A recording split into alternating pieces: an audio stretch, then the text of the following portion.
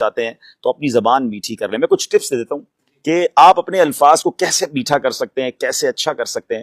تو سب سے پہلی بات تو یہ ہے کہ پیارے آقا علیہ الصلوۃ والسلام کی سنت مبارکہ ہے کہ نبی پاک بی بی عائشہ صدیقہ رضی اللہ تعالیٰ عنہا فرماتی ہے کہ جس طرح تم تیز تیز گفتگو کرتے ہو, نبی پاک ایسے نہیں کرتے تھے, چلا چلا کر بات نہیں کرتے تھے, تو ٹھہر ٹھہر کر بات کرتے. بلکہ صحابہ فرماتے کہ پیارے آقا علیہ الصلوۃ والسلام جب گفتگو فرماتے نا, تو کوئی اگر گننا چاہتا نا, الفاظ کاؤنٹ کرنا چاہتا, تو وہ کاؤنٹ کر لیتا.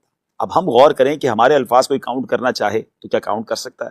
جو لوگ چیخ چیخ کر بات کرتے ہیں, چلا چلا کر بات کرتے ہیں, وہ غور کریں. آپ کی بات لوگوں کو پسند نہیں آ رہی ہے, بہت اسپیڈ پہ بول رہے ہیں تو بھی آپ کی بات لوگوں کو سمجھ نہیں آ رہی ہے, ٹھہر کر بات کریں. کچھ مبلغین یا بیان کرنے والوں کو بھی لگتا ہے کہ میں چیخو پکار کر کے بیان کروں گا, تو ٹھیک ہے, کچھ علاقوں میں, کچھ گاؤں گوٹھوں میں شاید یہ پسند کیا جاتا ہو کہ آپ ٹیبل توڑ بیان کر لیں. لیکن اگر انٹرنیشنلی آپ بیان کرنا چاہتے ہیں, آپ چاہتے ہیں کہ پوری دنیا میں آپ کو سنا جائے, پڑھا لکھا طبقہ بھی آپ کو سنے, تو آپ کو ٹھہر کر سنجیدہ انداز میں, محبت بھرے انداز میں, ڈھانٹ ڈپٹ کر کے نہیں, پیار محبت سے سمجھانا ہوگا. اس کا بہت آسان طریقہ ہے چیک کرنے کا کہ آج پوری دنیا میں جن اسپیکرز کو زیادہ سنا جا رہا ہے, آپ غور کر لیں کہ ان کے چیخنے کا انداز ہے یا وہ ٹھہر ٹھہر کر اور ایک ایک بات کو واضح کر کے بول رہے ہوتے ہیں. پھر تلفظ ٹھیک کریں اپنی گفتگو کے. بعض اوقات آپ بول تو رہے ہوتے ہیں مگر سامنے والے کو سمجھ نہیں آ رہا ہوتا کہ اردو بول رہا ہے, پنجابی بول رہا ہے, سندھی بول رہا ہے. ایک ہی زبان میں 4-5 زبانیں چل رہی ہوتی ہیں. اگر اردو بول رہے ہیں تو پراپر اردو بول رہے ہیں, پنجابی بول رہے ہیں تو پھر پراپر پنجابی بول رہے ہیں, جو بھی زبان بول رہے ہیں, انگلش بول رہے ہیں, تاکہ آپ کی تلفظ درست ہوں گے تو سامنے والا تلفظ کی غلطیاں ڈھونڈنے کی بجائے آپ کی بات پر توجہ کرے گا. تو اپنی گفتگو کو بہتر ضرور کیا جا سکتا ہے. ایک پرابلم یہ کہ جب کسی کو کہیں نا کہ یار آپ کا انداز ٹھیک نہیں ہے یا آپ چیخ کر بات کرتے ہیں,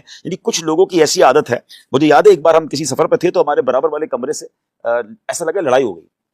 ہم حالانکہ قافلے میں تھے, تو میں گیا, میں نے کہا اللہ خیر کرے, خیریت تو ہے؟ تو کہہ رہے ہم تو صرف باتیں کر رہے تھے. یعنی وہ باتیں ایسے کر رہے تھے جیسے لڑائی ہو گئی ہے. تو یہ کچھ لوگوں کا ایک پرابلم ہے. یہ پرابلم ناظرین ذرا سمجھیے گا کہ کچھ لوگ اپنے آپ کو اپنے مزاج کے حوالے کر دیتے ہیں کہ یار میں تو ہوں ہی ایسا, میرا اسٹائل ہی ایسا ہے, میری گفتگو ہی ایسی ہے, برا لگتا ہے تو برا لگے, میں ٹھیک نہیں کر سکتا, میں غصے والا ہوں.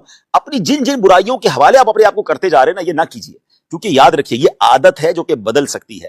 رنگ اور قد نہیں بدلا جا سکتا. کوئی افریقن کہے میں گورا ہو جاؤں, گورا کہے میں افریقن جیسا کالا ہو جاؤں, یہ نہیں ہو سکتا. قد آپ کا قدرتی ہے مگر مزاج بدلا جا سکتا ہے. کوشش کریں گے تو کہتے ہیں نا العلم بالتعلم الحلم بالتحلم.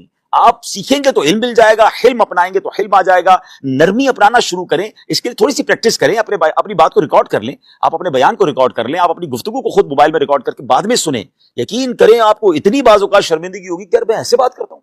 ایسے بعض اوقات جملے ایڈ کیے ہوئے ہوتے ہیں جو سامنے والے کو اریٹیٹ کر رہے ہوتے ہیں. ہم نے پچھلے دنوں بھی مثال دی تھی, چونکہ چنانچہ جیسا کہ حاجی صاحب, اور پھر تسبیحات وہ والی پڑھنا جہاں پڑھنے کا موقع نہیں.